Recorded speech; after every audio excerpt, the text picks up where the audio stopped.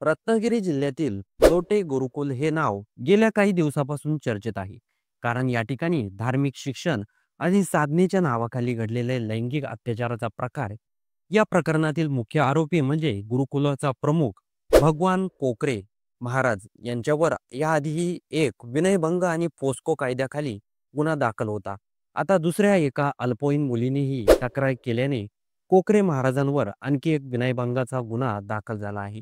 आणि त्यामुळे संपूर्ण कोकण हादरून गेला आहे. खेड पोलिसांनी दिलेल्या माहितीनुसार 16 ऑक्टोबर 2024 ते 18 जून 2025 या कालावधीत हा संपूर्ण प्रकार लोटे येथील गुरुकुलामध्ये घडला. या गुरुकुलामध्ये अनाथ, निराधार आणि आर्थिकदृष्ट्या दुर्बल मुलींना मोफत शिक्षण, राहण्याची सोय, आध्यात्मिक संस्कार दिले जातात, असा दावा केला जातो. एका अल्पवयीन मुलीने पोलिसांकडे दिलेल्या तक्रारीत म्हटलं आहे की कोकरे महाराजांनी धार्मिक साधना व योगा शिक्षणाच्या नावाखाली त्यांच्यावर लैंगिक अत्याचार केला. या अत्याचारात त्यांच्या सहकारी शिक्षक प्रितेश कदम आणि पीडित मुलीच्याही आत्या रोहिणी वामन यांचाही सहभाग असल्याचं मुलीने नमूद केलं आहे. याआधीही कोकरे महाराज आणि शिक्षक कदम यांच्यावर अशाच स्वरूपाचा विनयभंग लैंगिक शोषणाचा गुन्हा दाखल झाला होता. या प्रकरणात न्यायालयाने दोघांनाही 2 दिवसाची पोलीस कोठडी सुनावली होती. मात्र चौकशी दरम्यान आणखी एक अल्पवयीन मुलीने पोलिसांकडे येऊन नवी तक्रार दाखल केली. त्यामुळे आता कोकरे महाराजांचा गुन्हेगारी पाय अधिकच खोलात गेल्याचं स्पष्ट होत आहे. या तक्रारीनुसार खेड पोलीस निरीक्षक विवेक आहेरे यांचा तपास सुरू झाला आहे. तपासाचं मार्गदर्शक पोलीस उपविभागीय अधिकारी शैलेश सनस करत आहेत.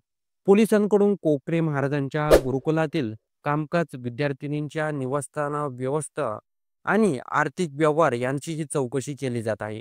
लोटे गुरुकुलामध्ये बाहेरून पाहता साधेपणा आणि आध्यात्मिक वातावरण दिसतं, पण मुलींच्या कथनानुसार येथे धर्म, साधना आणि संस्काराच्या नावाखाली मानसिक आणि शारीरिक छळ चालू होता.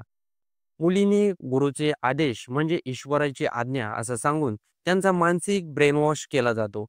काही मुलींनी रात्री उशिरा ध्यान आणि साधनेच्या बहाण्याने बोलवलं जात होतं आणि त्यावेळी अत्याचार घडत होते. या धक्कादायक उघडकीसमुळे नागरिकांमध्ये प्रचंड संताप व्यक्त केला जात आहे. भगवान कोकरे महाराज हे स्वतःला आध्यात्मिक गुरु म्हणून ओळखतात. ते काही स्थानिक धार्मिक कार्यक्रमात उपस्थित राहायचे आणि संस्कार, साधना आणि ब्रह्मचार्य यावर प्रवचन द्यायचे. पण त्यांच्या विरोधाच्या तक्रारीमुळे आता त्यांच्या या प्रतिमेचा मुखवटा पूर्णपणे गळून पडला आहे. त्यांचे गुरुकुल रत्नागिरी जिल्ह्यात प्रसिद्ध झाले होते, कारण तिथे गरीब, निराधार मुलींसाठी मोफत शिक्षण आणि निवासाची व्यवस्था केली जात असे, असं सांगितलं जात आहे. पण प्रत्यक्षात मात्र मुलींचं जीवन नरकास समान बनले होते. पोलीस सूत्रांच्या माहितीनुसार तपासण्यादरम्यान आणखी काही मुली पुढे येऊ शकतात, कारण अनेक पीडित मुली घाबरलेल्या आहेत, परंतु त्यांना बाल कल्याण समिती आणि महिला अधिकारी मानसिक आधार देत आहेत.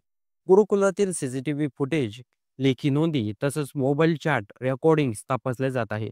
यामुळे या प्रकरणात फक्त कोकरे महाराजच नव्हे, तर संपूर्ण गुरुकुल व्यवस्थापनाचा संशयाच्या वावऱ्यात सापडला आहे. भगवान कोकरे महाराजांसारखे व्यक्ती समाजाच्या श्रद्धेचा गैरफायदा घेत आहेत आणि त्यामुळे अशा प्रकारच्या सखोल चौकशी करून सर्व दोषींनी कठोर शिक्षा होणे अति आवश्यक आहे. तर या संपूर्ण घटनाबद्दल तुमचं काही मत असेल तर कमेंट बॉक्समध्ये नक्की नोंदवून जा.